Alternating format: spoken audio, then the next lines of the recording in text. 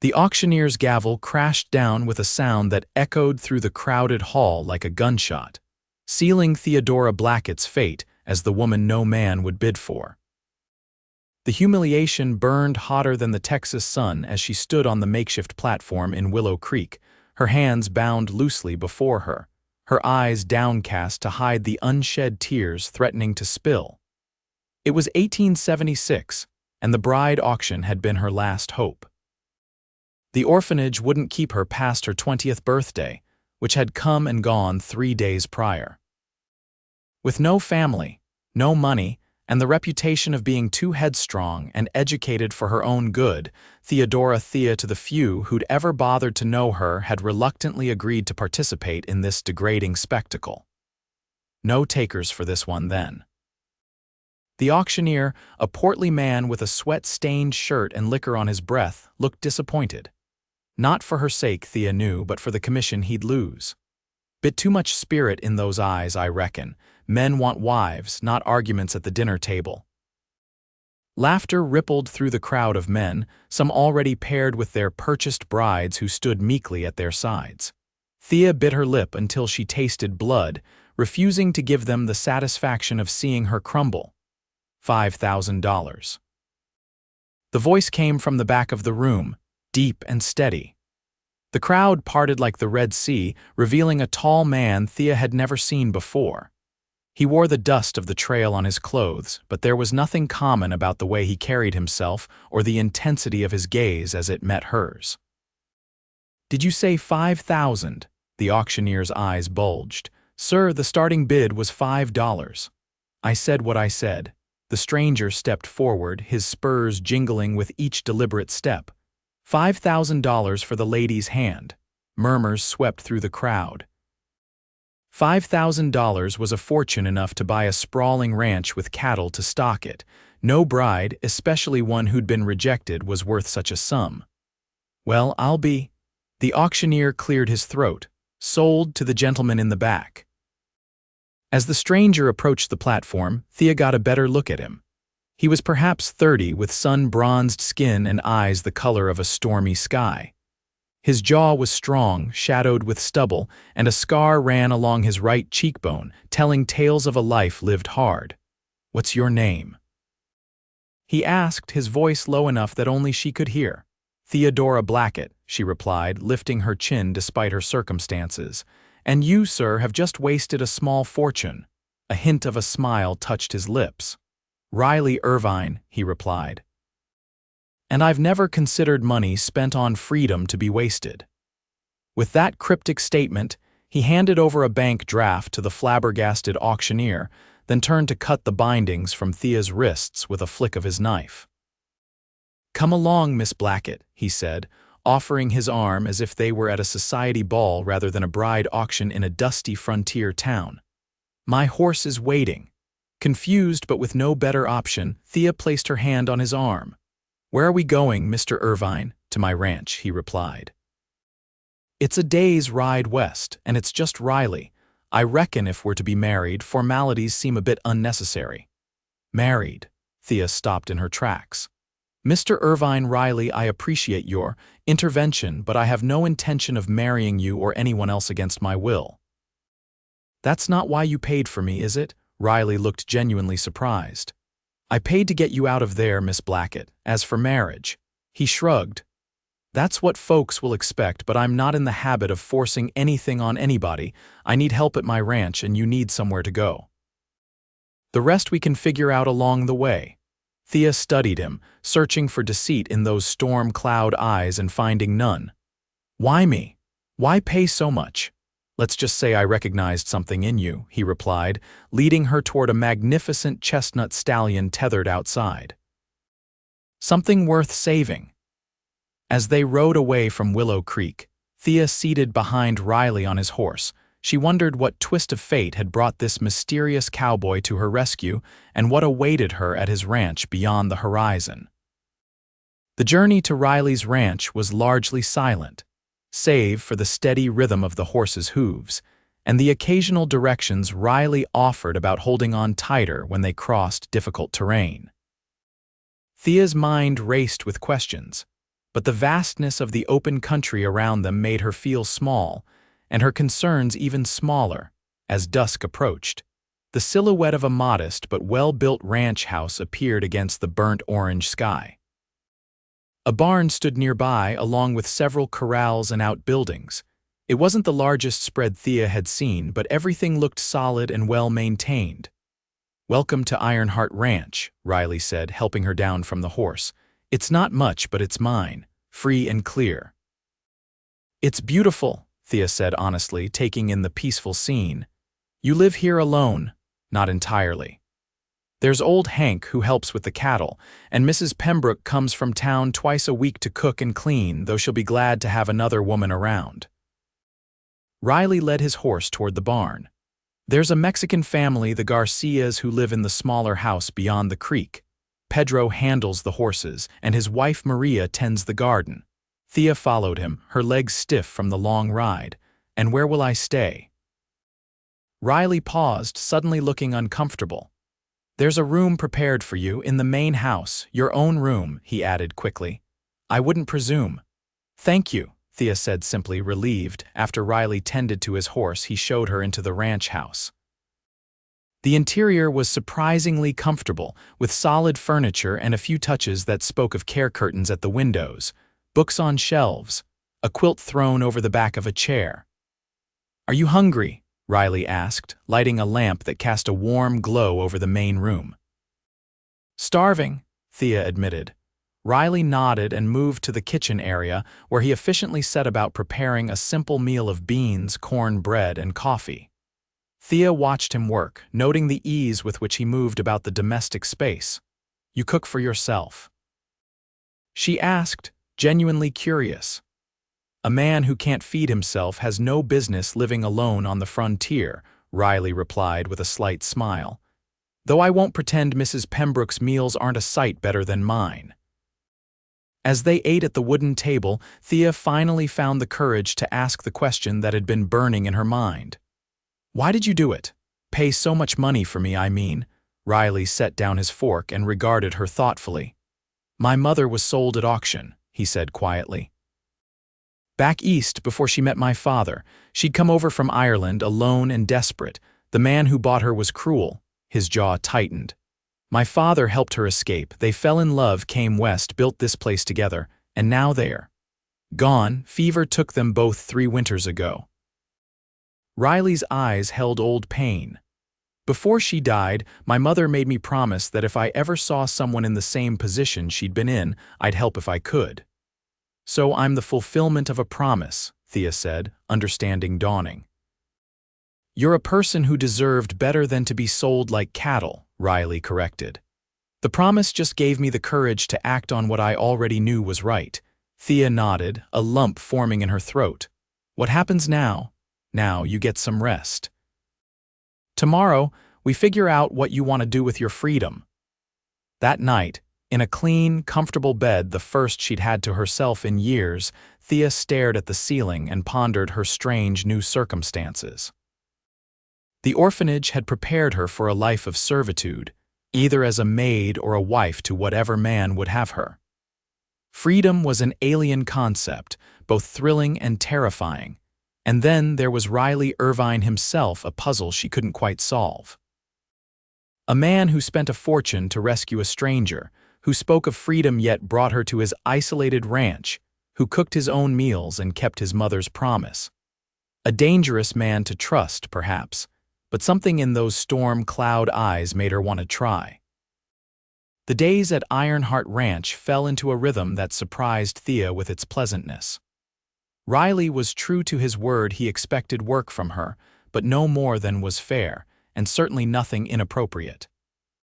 She took over much of the household management, worked alongside Maria in the garden, and even learned to ride a gentle mare Riley had selected for her. "You sit a horse well," Riley observed one afternoon as they rode the boundaries of his property. "Like you were born to it." "My father was a cavalry officer," Thea admitted. "Before he died. I barely remember him, but I do recall sitting in front of him on his horse when I was very small." Riley nodded.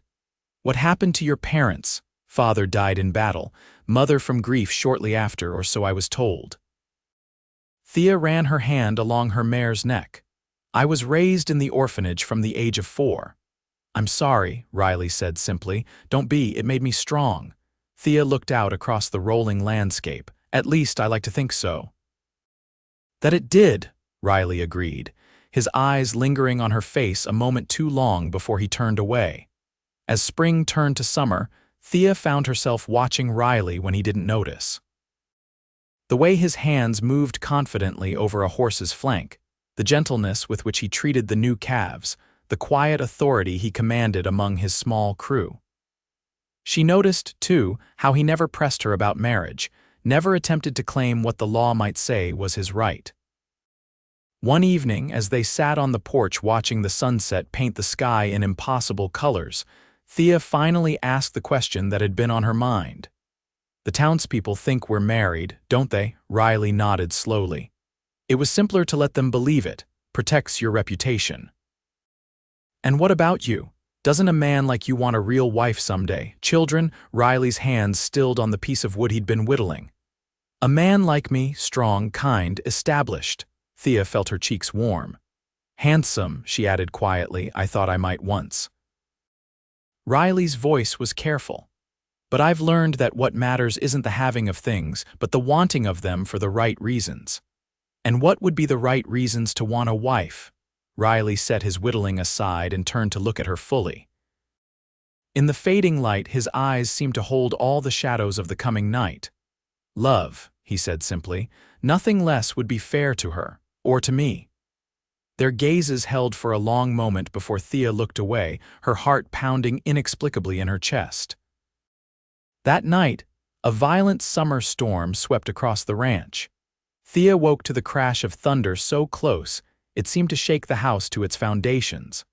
Lightning illuminated her room in harsh white flashes, revealing rain lashing against the window panes. A particularly deafening thunderclap sent her bolting upright in bed.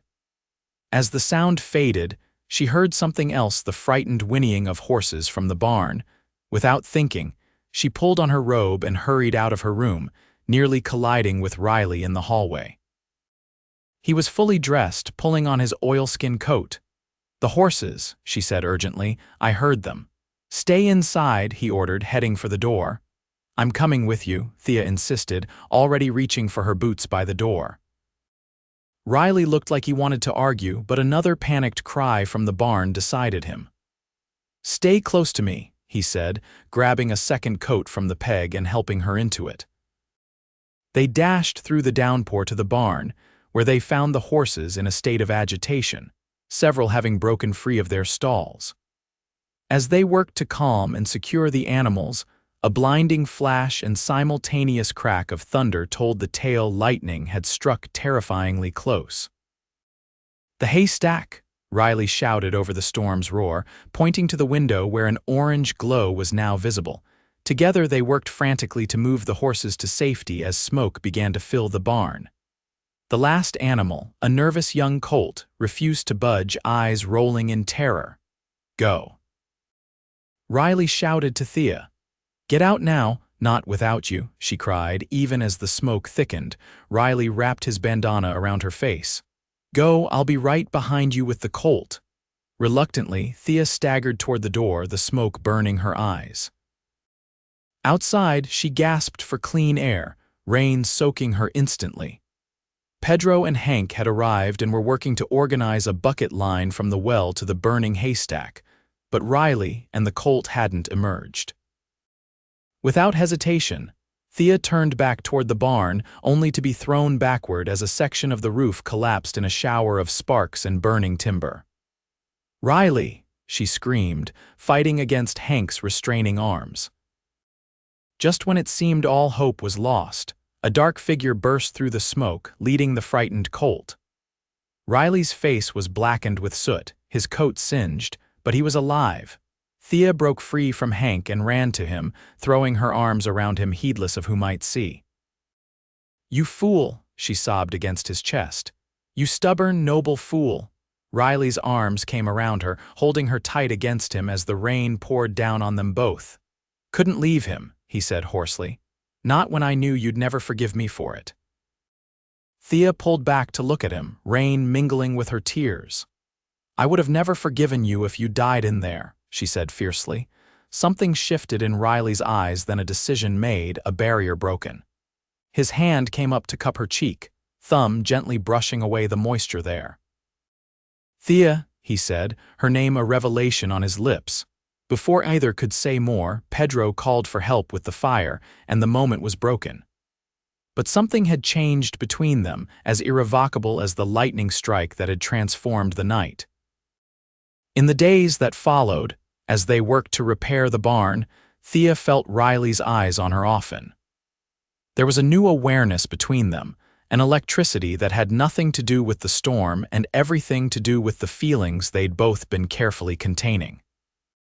One evening, after a long day of work, Thea found Riley alone on the porch, staring out at the repaired barn. "Penny for your thoughts," she said, settling beside him. "They're worth considerably less than that," he replied with a small smile that didn't reach his eyes. "I doubt that very much." Riley sighed, running a hand through his hair. "I was thinking about my parents, about the life they built here. They would be proud of what you've done with the ranch," Thea said gently. "Maybe." Riley turned to look at her, his expression serious. "But my father always said a ranch isn't just land and livestock, it's a home, and a home needs a heart." Thea's breath caught. "And what would that be?" "Love," Riley said, the word hanging between them like a promise. "A family." "I see," Thea whispered, her heart pounding. "Do you?" Riley reached for her hand, his touch sending warmth up her arm. "Because I've been trying to show you, Thea. I didn't bring you here because of a promise to my mother. That was true, but it wasn't the whole truth." "What was the whole truth?" "I saw you standing there on that auction block, head held high despite everything, and I knew I'd never seen anyone braver or more beautiful in my life." Riley's voice was rough with emotion. "I didn't buy you to make you my wife. But I find myself wanting nothing more than to ask you properly to be just that." Thea stared at him, hardly daring to believe what she was hearing. "You want to marry me, truly marry me?" "More than I've ever wanted anything," Riley confirmed, bringing her hand to his lips and pressing a kiss to her knuckles. "But only if you want it too. You're free, Thea. You've always been free with me." "Freedom is precious," Thea agreed, tears welling in her eyes. "But so is love." "And I do love you, Riley Irvine. I think I have almost from the beginning." Riley's face transformed with joy. He pulled her gently into his arms. "Then will you marry me, Theodora Blackett, not because I paid for you, but because we choose each other?" "Yes," Thea whispered against his lips. "Yes, I will marry you." Their first kiss was everything Thea had never dared to dream of, tender yet passionate, a promise of all that was to come. The wedding took place 2 weeks later, a simple ceremony in the town church with the ranch hands and a few townspeople as witnesses. Thea wore a dress of pale blue that Riley had ordered all the way from San Antonio and carried wildflowers Maria had helped her gather that morning. "Never seen a bride more beautiful," Mrs. Pembroke declared, dabbing at her eyes, "nor a groom more besotted." As they exchanged vows, Thea looked into Riley's eyes and saw their future reflected there, a partnership built on respect and love, not ownership or obligation. When the preacher pronounced them husband and wife, Riley kissed her with such tenderness that several of the witnesses sighed audibly. The celebration afterward at the ranch was joyous, with music and dancing lasting well into the night. As the last guests departed, Riley swept Thea into his arms to carry her across the threshold of what was now truly their home. "Welcome home, Mrs. Irvine," he murmured against her hair. "I've been home since the day you brought me here," Thea replied, arms twined around his neck. "I just didn't know it yet." That night, as they came together as husband and wife for the first time, Thea discovered yet another side of Riley, a lover both passionate and gentle, who cherished her body as he did her mind and spirit. In his arms, she found a completion she'd never known was possible, a belonging that transcended the physical. "I love you," she whispered in the darkness afterward, her head pillowed on his chest. "Thank you for seeing something in me worth saving." Riley's arms tightened around her. You saved yourself, Thea. I just gave you the chance. And you've saved me too in ways I can't even explain. From what? Loneliness. Empty purpose. His hand stroked her hair. I had everything a man could want except someone to share it with. Someone who understood the difference between having and belonging. Thea raised herself on one elbow to look down at him, his face silvered by moonlight through the window. And now, Riley smiled, drawing her down for a kiss. Now I have everything. The years that followed brought challenges, as years on the frontier always did. Drought one season, flooding the next. Cattle thieves to be dealt with, harsh winters to endure. But through it all, Riley and Thea faced each trial together, their partnership growing stronger with each passing season. In their second year of marriage, Thea gave birth to a daughter they named Eleanor, after Riley's mother. The following year brought twin boys, Robert and Thomas, who grew into mischievous replicas of their father. The house expanded along with their family, with Riley adding rooms and Thea filling them with warmth and laughter. When Thea expressed a desire to help other women like herself, Riley supported her wholeheartedly. Together they established a fund to assist women seeking independence, whether from abusive situations or simply to start businesses of their own. The Irvine Foundation, as it came to be known, helped dozens of women throughout the territory find their footing. You've created quite a legacy, Riley observed one evening as they sat on their expanded porch, watching their children play in the yard. Thea's belly was rounded with their fourth child, due when the autumn leaves would turn. We have, Thea corrected, reaching for his hand. Everything good in my life began the day you paid a fortune for a woman you didn't know. Best investment I ever made, Riley replied with a grin, leaning over to kiss her softly. Was it worth it? Thea asked, only half teasing. $5,000 was an enormous sum. Riley's expression grew serious as he placed his hand on her swollen belly, feeling their unborn child kick against his palm. For this life with you, I would have paid every cent I had and counted myself lucky. On the horizon, the setting sun painted the sky in shades of gold and crimson, much as it had that first evening Thea had arrived at Ironheart Ranch. But now, instead of uncertainty, she felt only gratitude and peace. I used to think freedom meant belonging to no one, Thea mused, watching their children's silhouettes against the sunset. Now I know it means choosing who you belong with. Riley's arm slipped around her shoulders, drawing her close against his side. And who you belong to, he added softly. And who you belong to, Thea agreed, turning her face up for his kiss as the first stars appeared in the darkening sky. In the years that followed, Ironheart Ranch prospered and expanded, becoming one of the most respected operations in the territory. Riley and Thea's children grew strong and capable, each finding their own paths while maintaining the values their parents had instilled in them. Eleanor, their firstborn, grew into a fierce advocate for women's rights, using her share of the ranch's prosperity to establish a school where girls could receive the same education as boys. The twins, Robert and Thomas, while identical in appearance, developed distinct personalities, Robert inheriting his father's head for business, Thomas his mother's compassionate nature. Their fourth child, a daughter they named Hope, combined the best of both parents with Riley's steady determination and Thea's unwavering courage. Through it all, the foundation of their family remained the love that had blossomed between a desperate woman on an auction block and the cowboy who had seen her true worth. Their story became something of a legend in the territory, embellished with each telling but true in its essence that love could transform even the darkest circumstances into something beautiful. On their 25th wedding anniversary, their children and grandchildren gathered at Ironheart Ranch for a celebration. As twilight fell, Riley took Thea's hand and led her away from the festivities to the hilltop where they had often ridden in those early days.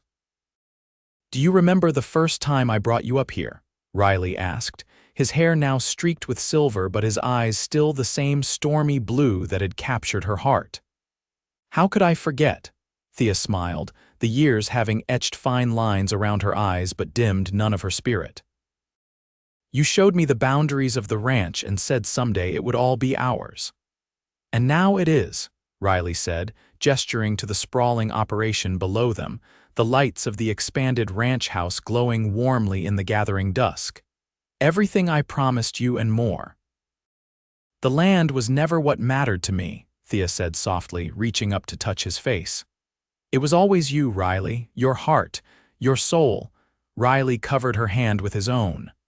"I was so afraid to tell you how I felt in those early days. Afraid you'd think I expected something in return for what I'd done." "I know," Thea nodded. "And I was afraid, too, that I was just the fulfillment of a promise, not a woman you could truly love." "How wrong we both were," Riley murmured, drawing her into his arms as he had countless times over their years together. "Gloriously wrong," Thea agreed, lifting her face for his kiss. As the stars appeared overhead, the same stars that had witnessed their beginning, Riley and Thea held each other close.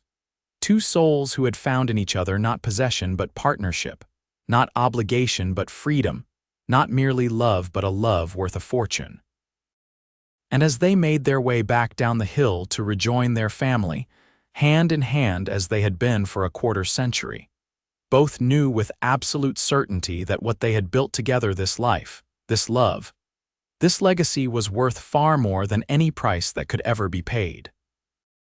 For in the end, the true value of their story was not in the $5,000 that had started it, but in the immeasurable wealth of the life they had created together, day by day, year by year, heart to heart.